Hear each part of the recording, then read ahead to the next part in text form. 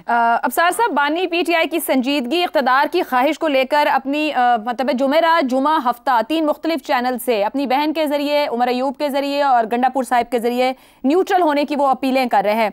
क्या 27 माह जो सियासत की है उसमें कोई गुंजाइश छोड़ी है कि वापसी हो पाएगी? देखिए, आज आपने ताज़ा तरीन बयान नहीं पढ़ा, शायद मैंने पढ़ लिया सर। उन्होंने कहा है कि मैंने न्यूट्रल का लफ्ज़ गलत इस्तेमाल किया। मेरा मतलब है कि फ़ौज को गैर सियासी होना चाहिए। तो जो ज़ाहिर है हम कहते थे तो हम रांदाए दरगाह थे, हम गद्दार थे, हमारी हुब्बुल वतनी पे सवालिया निशानात थे। आज खान साहब को जेल ने बात सिखा दी है तो बड़ी खुशाइंद है। लेकिन बात है ट्रस्ट डेफिसिट की, जो दोनों अतराफ़ है। जो खान साहब के जो नाक़िद हैं उनको भी खान साहब के बातों पे एतबार नहीं है। क्योंकि देखें, आपने कहा इक़्तिदार की ख्वाहिश, सियासतदान हो और इक़्तिदार की ख्वाहिश ना हो, ये दोनों मुतज़ाद चीज़ें हैं।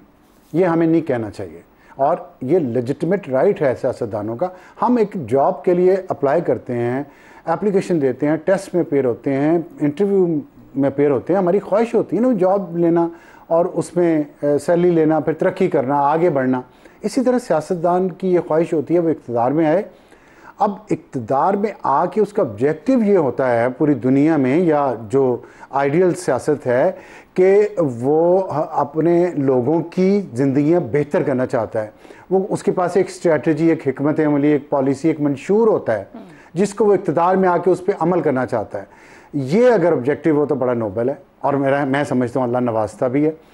मेरा ईमान है इस पर कि अल्लाह नवाजता है। और लेकिन अगर ये ऑब्जेक्टिव ना हो, अगर ये हो कि मैंने अपनी बीवी, बच्चों, रिश्तेदारों, उनके पेट भरने, यारों दोस्तों के जिन्होंने इन्वेस्ट किया मेरी कैंपेन पे, उनका मैंने ख्याल करना है, जैसा कि हमारे यहाँ होता है, जैसे पूरी दुनिया में होता है। ये जो डेमोक्रेसी है, कैपिटलिज्म की तरफ टिल्टेड है, उसका ये एक मेजर पार्ट है। मतलब जिस चीज़ को हम यहाँ लिफाफा कह के गाली देते हैं एक दूसरे को, वहाँ वो उसको अमेरिका में, बरतानिया में लॉबिंग का नाम दिया जाता है। अभी जुल्फी बुखारी ने नहीं किया वहाँ पे, इंग्लैंड में, अमेरिका में देख लें।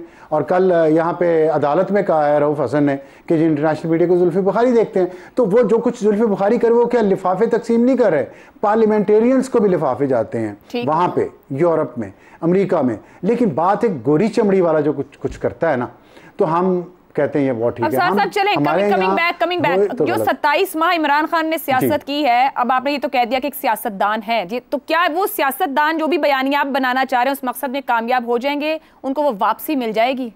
देखिए, इमरान खान इस मामले में खुशकिस्मत हैं कि वो जो भी बयानिया बनाते हैं वो बिकता है और उनके जो फॉलोअर्स हैं वो उसको ख़रीदते हैं, उस पर ईमान ले आते हैं। तो इसलिए वो जो भी बेचेंगे वो बिकेगा, जितने मर्जी यू टर्न ले लें। माजी में भी हम देख चुके हैं। मेरा इशू ये नहीं है कि वो बहुत पॉपुलर हो गए हैं, होंगे popular, I face the reality, I understand it, I admit it. लेकिन मुल्क को क्या मिला, इस कौम को क्या मिला उनकी इस पॉपुलैरिटी का? मैं बहुत खूबसूरत हूँ, मैं बहुत हसीन हूँ, टॉल हूँ, जवान हूँ और बहुत पैसा है मेरे पास, बड़ी अच्छी तरह से मैं बातें करता हूँ।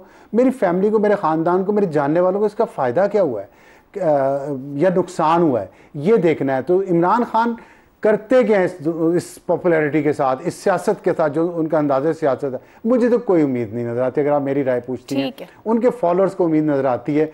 मैं कहता हूँ उनका 11वां साल केपी में है। मैं तो हकायक का बंदा हूँ, रिपोर्टर रहा हूँ सारी उम्र, हकायक देखूंगा तो यकीन करूंगा।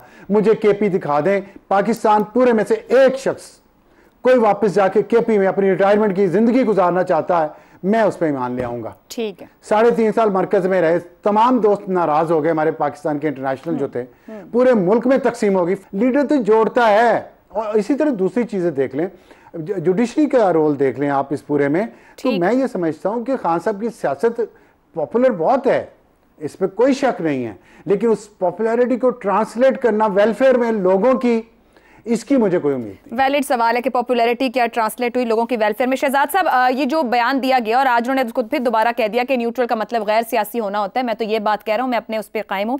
नून लीग की तरफ से एक कंसर्न भी सामने आया। राना सनाउल्लाह ने फिक्रमंदी का इजहार भी कहा कि जाल बुना जा रहा है। हर सियासी जमात हमारे यहाँ इन महलाती साजिशों का हिस्सा रही है, अगर 2-2.5 साल भी पीछे चले जाएं। नून लीग को वाकई खौफजदा होने की जरूरत है इस मामले पर? नून लीग को खौफजदा होना चाहिए। अगर वो ताकत की सियासत के हिसाब से बात करें तो ज़रूर खौफजदा होना चाहिए, उनको खौफजदा होना चाहिए और बहुत सारी वजूहात की बिना पे भी, सिर्फ इस एक चीज़ पे नहीं।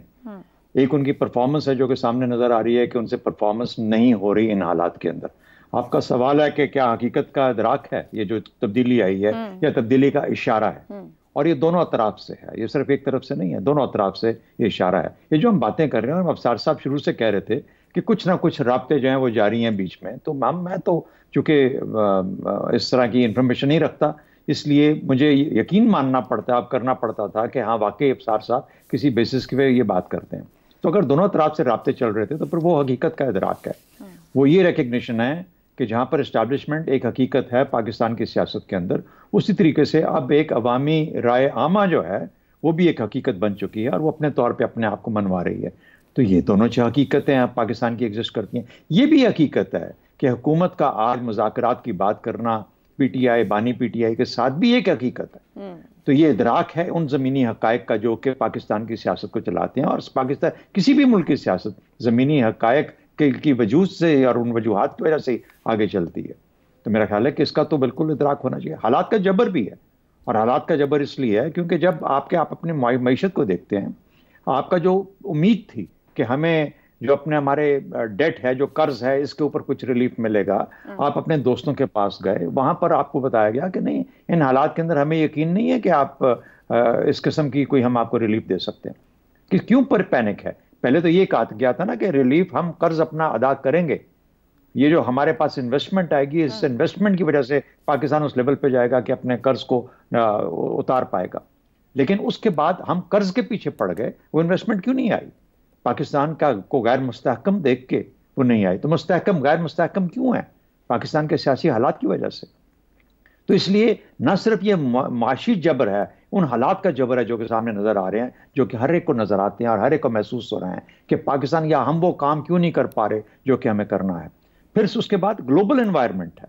ये नवंबर के अंदर सिर्फ या अक्टूबर के अंदर सिर्फ चीफ जस्टिस की तब्दीली नहीं है, इसके बाद अमेरिका में भी इलेक्शंस हो जाएंगे, उसकी भी एक हकीकत आएगी सामने, और इन सब का असर आता है। और खासतौर पर पाकिस्तान जैसे मुल्क के ऊपर जिसका एक चाहे ना चाहते हुए भी एक ताल्लुक है अमेरिका के साथ, सियासी तौर पर, बाकी मामलात के अंदर, IMF के थ्रू, आपके मिलिट्री टू मिलिट्री रिलेशनशिप की वजह से आपको अपने आप को देखना पड़ता है उस तनाजुर के अंदर।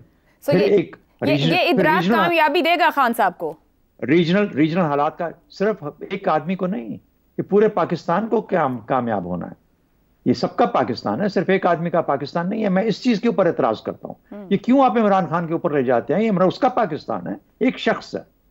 ऐसा ही है जैसे कोई भी हो, कोई भी इस पैनल पे बैठा हुआ, कोई सुनने वाला है हमारे में से, एक शख्स है।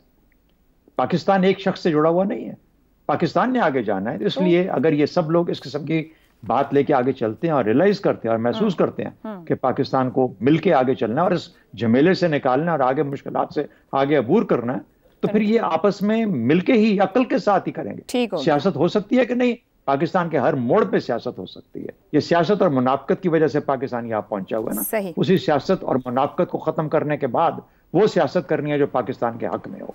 ये एक शख्स की बात नहीं है, एक इदारे की बात नहीं है, ये सब इस पाकिस्तान की बात। ठीक है ज़ैगम साहब, ये न्यूट्रलिटी जिसका मुतालबा कर रहे हैं इमरान खान, वो मिलेगी उनको? आयशा, सबसे पहले तो हसन निसार साहब ने एक लाइन में एक बहुत अहम बात की है, ह्यूमन मोटिवेशन पे एक बहुत ही अहम बात की है। मैं उसको थोड़ा रीइंफोर्स करना चाहूंगा। उन्होंने कहा कि इक़्तिदार का कोई मुतबादिल नहीं होता। हमें तज्जिया करते हुए ये जहन में रखना चाहिए कि पावर बहुत बड़ी मोटिवेशन है, सबसे बड़ी मोटिवेशन है। ये जो चुंगेज खान है वो पैसे इकट्ठे करने नहीं निकला था।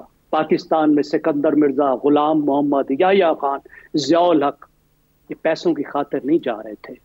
और आज जो कोई कहता है कि तनख्वाह नहीं लूंगा, तो उसको कहना चाहिए भाई जी थैंक यू, आपकी मोटिवेशन का हमें पता है। देखिए, सन त्सू ने कहा था कि दुश्मनों को इकट्ठा ना होने दो, लेकिन इमरान खान ने एक बड़ी गलती की कि पहले उसने तमाम सियासी दुश्मनों को अपने बयानिए से इकट्ठा कर दिया, क्योंकि उसने जो अस वर्सेस देम बनाई उसमें वो एक तरफ थे, तमाम सियासतदान दूसरी तरफ थे।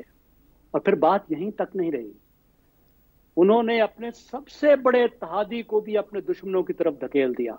और उनका सबसे बड़ा इत्तेहादी था पाकिस्तान की इस्टेब्लिशमेंट, क्योंकि इमरान खान का और पाकिस्तान की इस्टेब्लिशमेंट का बयानिया एक था। इन दोनों के बयानिए में तमाम मुंतखब नुमाइंदे, तमाम सियासतदान चोर थे और सियासत अच्छी चीज नहीं थी। यहां से एक खलीज आई और फिर इमरान खान की जो सियासत का इस लिहाज से जो पहला दौर था जिस पे बात कर रहे हैं सब लोग, तनकीद कर रहे हैं, मजाक उड़ा रहे हैं, जब वो कह रहे थे न्यूट्रल जानवर होता है, तो उस वक्त दबाव डालकर इस्टेब्लिशमेंट को अपने साथ मिलाने की कोशिश कर रहे थे, पार्टनरशिप वापस बनाने की कोशिश कर रहे थे। लेकिन पार्टनरशिप को वापस लाने का उनका तरीका यह था कि इस्टेब्लिशमेंट पर दबाव डाला जाए, उसको कहा जाए कि आप न्यूट्रल नहीं हो सकते और आप और हम एक कश्ती के सवार हैं, हम दोनों हक पे चलने वाले हैं और ये सब लोग जो हैं ये बातिल हैं, तो आप हक की तरफ वापस आए। लेकिन इसमें गलती क्या थी?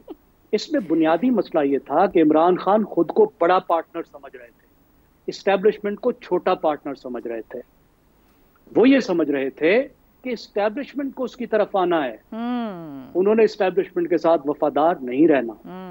अब वो दोबारा पार्टनरशिप को एक दफा फिर बनाने की कोशिश कर रहे हैं और अब वो सुलह जुई के जरिए से कर रहे हैं। ठीक हो गया। लेकिन हमें जहन में रखना चाहिए ये अचानक नहीं होता। और इसके पीछे एक चीज मैं आपको आयशा याद दिलाऊं, देखिए बहुत अहम फैक्टर है जो हम अपने तज्जियों में नहीं देख रहे, वो है खैबर पख्तूनख्वा, जो पाकिस्तान का मोस्ट सेंसिटिव प्रोविंस है, जहां दहशतगर्दी के खिलाफ जंग लड़ी जा रही है, जहां पीटीआई इंतहाई मकबूल है और उसको साथ लिए बगैर दहशतगर्दी की जंग नहीं लड़ी जा सकती, जहां बन्नू वाक़े के बाद पाकिस्तान की फौज और पीटीआई एक पेज पर आए हैं। ठीक, बहुत बड़ी दरार है एस्टेब्लिशमेंट और पीटीआई में, इसको भरना आसान नहीं लेकिन नामुमकिन भी नहीं। और अभी से मुस्लिम लीग नवाज की नींदें हराम हो गई हैं कि साजन दूसरी तरफ ना चला जाए। ठीक हो गया जी। अफसार साहब मुख्तसर कहिएगा, ब्रेक पे जाना है। आपने अपने शुरू के जो कलमात फरमाए थे आपने प्रोग्राम के शुरू में, उसमें आपने कहा कि अगर ये डील हो गई या सुलह हो गई तो किसका नुकसान ज़्यादा होगा। देखें, एक तो सियासत में डील होना या किसी मिडिल ग्राउंड पे आना कोई बुराई नहीं है, सियासत नाम ही इसी का है। ये कोई जंग तो नहीं हो रही अलेक्जेंडर और डारियस के दरमियान के एक ने मरना है और एक ने जीना है, और तो इसलिए सियासत को सियासत रहने दें, कुछ हो रहा है तो होने दें। और अगर फ़र्ज करें दोनों साइड का नुकसान होता है, हो जाए, इस मुल्क और कौम का जो है ना वो नुकसान नहीं होना चाहिए। हम बहुत पीछे रह गए। और जो केपी का जिक्र किया जैगम साहब ने, केपी भी देखे, बलूचिस्तान भी देखे, हालात क्या है इस मुल्क में, और हम कहीं मिडिल ग्राउंड स्ट्राइक ही नहीं कर पा रहे। तो ये सियासत नहीं है, साहब, और हमारी दुआ है कि मिडिल ग्राउंड स्ट्राइक हो, लेकिन थोड़ा सा शेयर अवाम का भी रख लिया जाए।